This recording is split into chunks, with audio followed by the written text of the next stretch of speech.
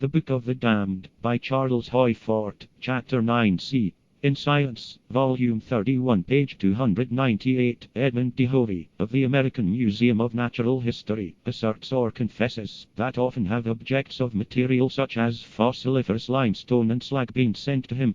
He says that these things have been accompanied by assurances that they have been seen to fall on lawns, on roads, in front of houses. They are all excluded. They are not of true meteoritic material. They were on the ground in the first place. It is only by coincidence that lightning has struck, or that a real meteorite, which was unfindable, has struck near objects of slag and limestone. Mr. Hovey says that the list might be extended indefinitely. That's a tantalizing suggestion of some very interesting stuff, he says. But it is not worthwhile. I'd like to know what strange, damned, excommunicated things have been sent to museums by persons who have felt convinced that they had seen what they may have seen, strongly enough to risk ridicule, to make up bundles, go to express offices, and write letters. I accept that over the door of every museum into which such things enter is written, "Abandon hope."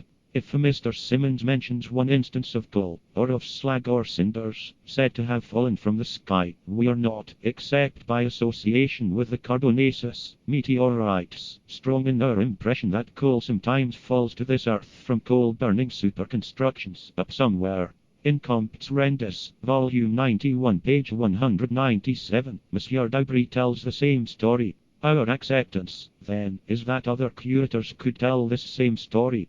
Then the phantomosity of our impression substantiates proportionately to its multiplicity. Monsieur Daubry says that often have strange damned things been sent to the French museums, accompanied by assurances that they had been seen to fall from the sky. Especially to our interest, he mentions coal and slag, excluded, buried unnamed and undated in science's potter's field. I do not say that the data of the damned should have the same rights as the data of the saved. That would be justice.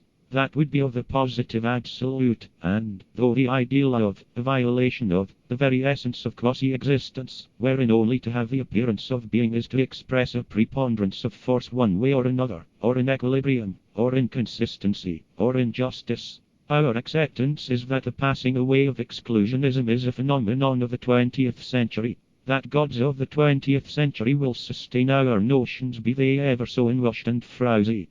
But, in our own expressions, we are limited, by the oneness of quasiness, to the very same methods by which orthodoxy established and maintains its now sleek, suave preposterousness.